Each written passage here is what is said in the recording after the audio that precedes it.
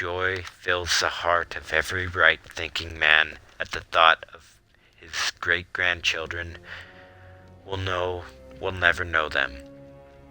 That in their day, dwarves, halflings, and elves will be mere fairy tale characters used to scare young, impressionable children.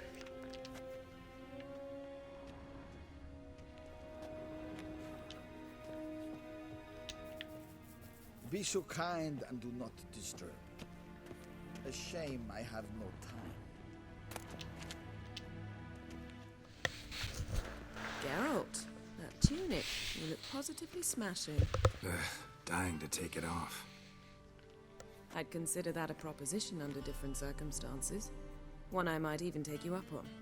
But we've matters to attend to. Now do you understand why I'm at Emir's court?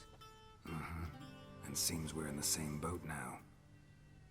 Ciri, she's really back? No chance he's mistaken? Look, that's more or less what she looks like now. Or so our agents claim. Our little witch has grown into a young lady.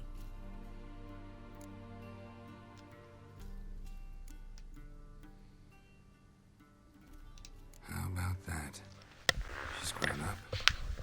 It's been years since you trained together at Kaer Morhen. A great deal has changed. You haven't. Not a bit. I missed those awkward compliments of yours. But let's focus on Ciri, all right? Right. Emir said the Wild Hunt's after her.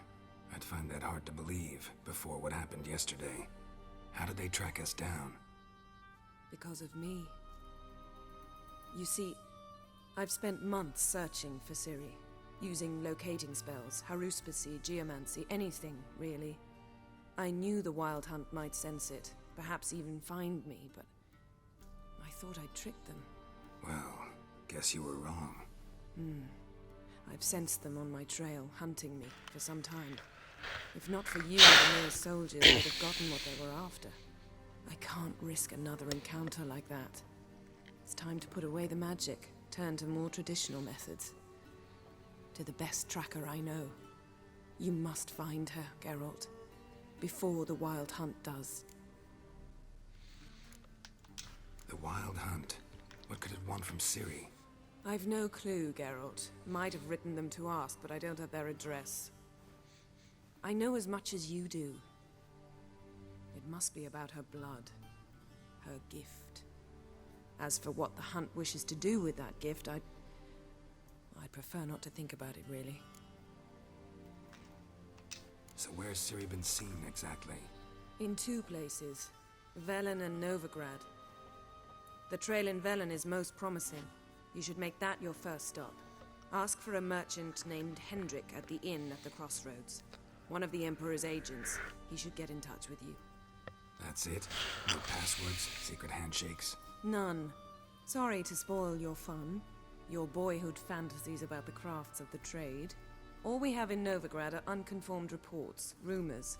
But there you will have the help of our mutual acquaintance. Triss Merigold. Apparently she's got a cozy flat on the main square. Sure she'll be delighted to see me. What about you? What will you do? I shall sail for Skellige. There was a magic explosion there recently, blew half a forest down. I believe this had something to do with Ciri. I'll be in Caer Trolde. Join me there once you've learned something. One thing before we go. Why didn't you contact me? Didn't need me? Didn't even want to see me? I didn't want to spoil things. I'd heard you and Triss made a great couple. Yen, I'd lost my memory. Really? That's your excuse? Let's drop it, all right? It's not what you think, or it helped me understand how much I love you. I don't wish to hear it. Any of it.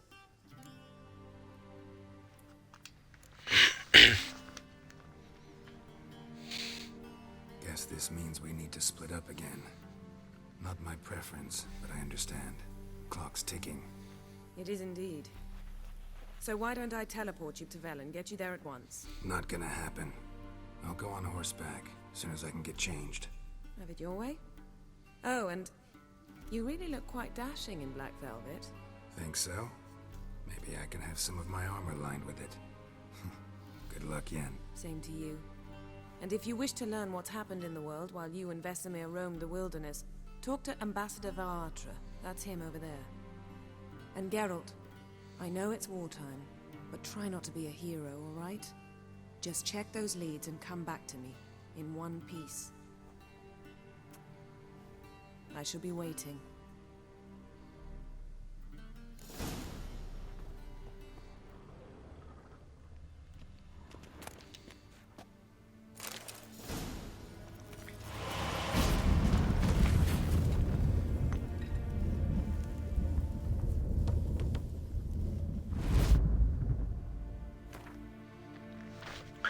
She Who Knows.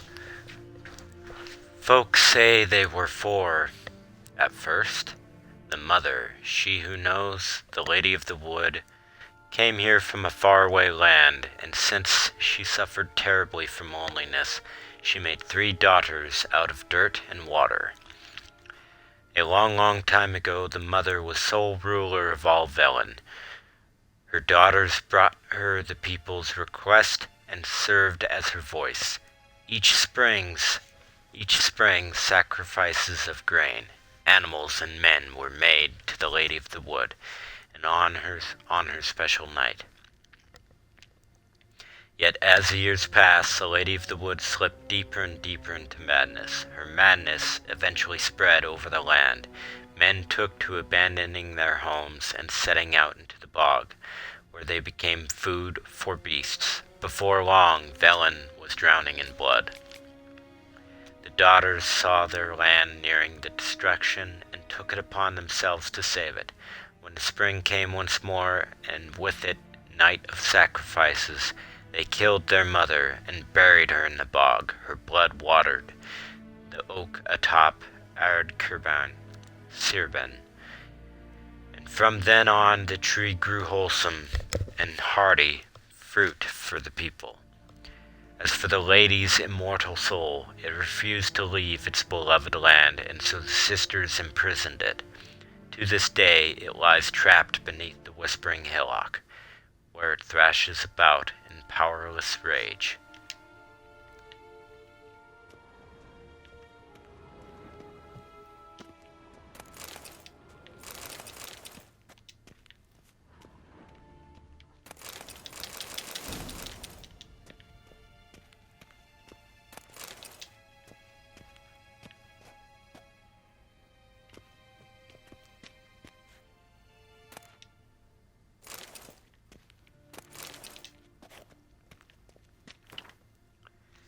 The Last Wish. Human life requires 3 things for sustenance: food, drink, and gossip. It is thus no wonder that no matter where I travel, be it icebound Pavus or even green Toussaint, everyone asks me about the passions that bind Geralt and the sorceress Yennefer of Vengerberg. As a man both cautious and discreet, I refuse to betray their secrets, with one important exception. The history of their first encounter is so extraordinary, so romantic and moving, that it would be veritable crime to hide its light beneath a bushel basket. Indeed, I have not witnessed these events in person. I would never believe there had I not witnessed these events in person. I would have never believed there was room in our grim, dark world for such fantastic marvels. It all began when Geralt and I were feeling a bit peckish and unburdened by heavy coin pouches. Decided to fish our supper out of a lake. No bites were to be had, but we did not leave empty-handed. My hook snagged quite a lovely little pot. Oblivious to my friend's warnings, I opened it, and in doing so freed a powerful genie. Or djinn. Without giving it much thought, I set about proclaiming my wishes. Before I could go get to 3, however, the Jin, irritated, I see how in hindsight, at being issued demands so soon after waking, began to throttle me. Garrett was able to drive him off, but I was left in a sorry state. I acted, the Witcher told me later, as though under the influence of some curse. Clearly, the help of an expert in the magic arcana would be needed. It was our good fortune that Yennefer of Vengerberg happened to be staying in a nearby village. Geralt went to her to ask that she heal his best friend, who happened also to be the brightest star in the Norse poetic firmament. Yennefer, however, was more interested in the Jinn, which she wanted to trap into magic servitude, than its victim, and it should be said, played the Witcher like a well-strung mandolin. Yet rather than grow angry at being used in such a calculating manner, he fell white head over muddy boots in love with her. What happened then, well, I won't go into details. Suffice to say that Yennefer's plans heartily delighted the Jinn, and without its cooperation she proved unable to tame it. The sorceress would surely have met a tragic end and taken all of Rhine along with her, had Geralt not rushed to rescue her.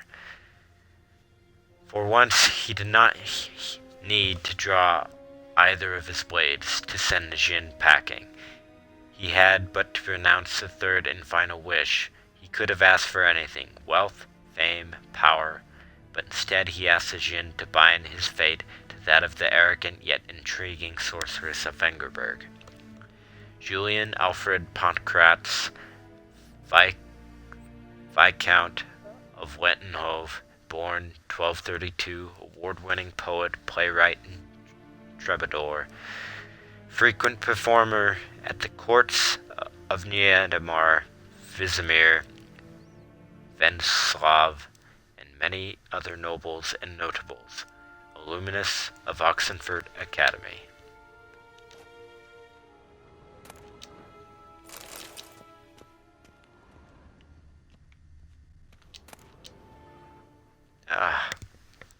No more books.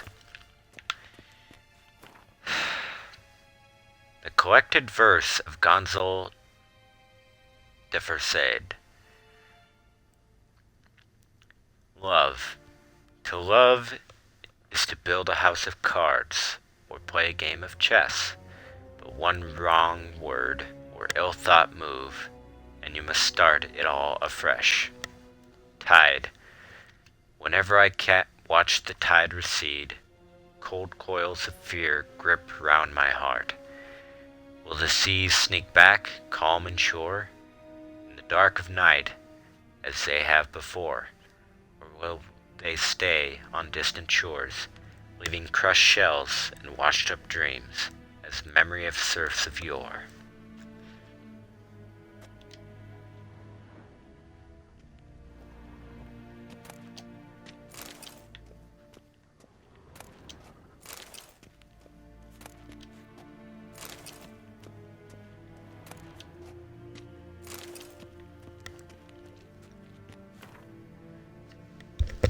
Wild Hunt.